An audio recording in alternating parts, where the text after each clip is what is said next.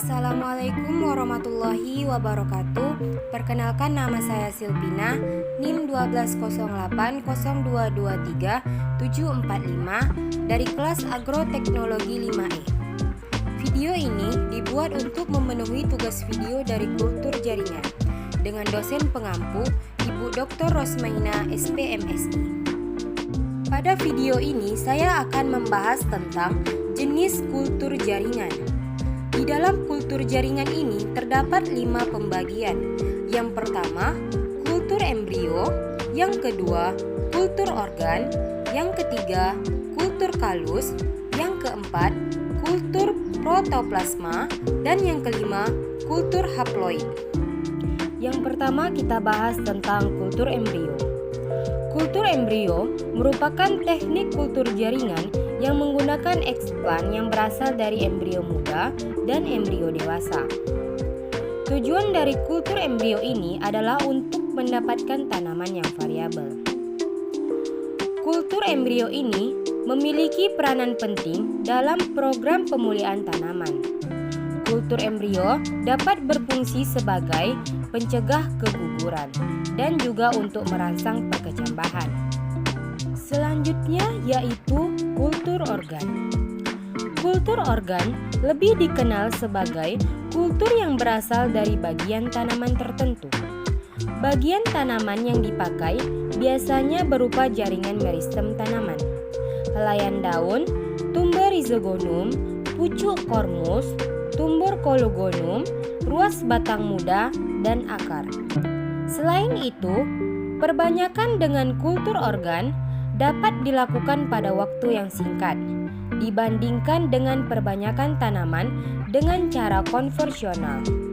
Teknik kultur organ ini dapat menghasilkan tanaman baru dalam jumlah yang besar yang memiliki sifat genetik yang sama dengan tanaman induknya. Yang selanjutnya tentang kultur kalus. Kultur kalus merupakan teknik kultur jaringan yang menggunakan sekumpulan sel yang tidak terorganisir yang berasal dari berbagai eksplan awal.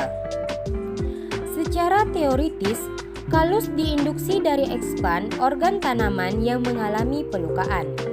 Ketika organ tanaman mengalami gangguan fisik atau pelukaan, maka respon perbaikan diinduksi pada bagian yang mengalami pelukaan.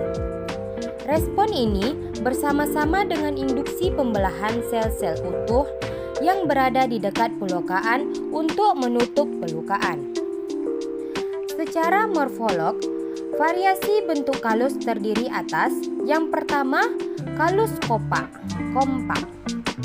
Struktur morfologi kalus kompak ini yaitu teksturnya keras dan berbentuk tampak seragam atau kompak. Berwarna hijau atau hijau terang, di mana antara sel mempunyai kontak yang sangat kuat dan ekstensif. Dan yang kedua yaitu kalus variabel. Kalus variabel memiliki struktur morfologi yang tersusun dari agregat sel-sel berukuran kecil yang kurang bersosiasi dengan kuat. Warna kalus kecoklatan atau krim. Selanjutnya tentang kultur sel atau protoplasma.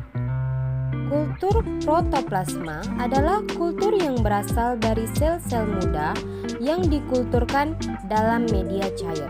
Kemudian dihilangkan dinding selnya dengan menggunakan enzim.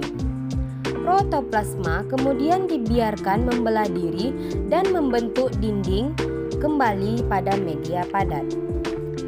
Eksplan yang dapat digunakan untuk kultur protoplas adalah semua bagian tanaman yang masih muda, seperti akar, daun, nodul akar, koleoptil, kultur kalus, dan daun in vitro.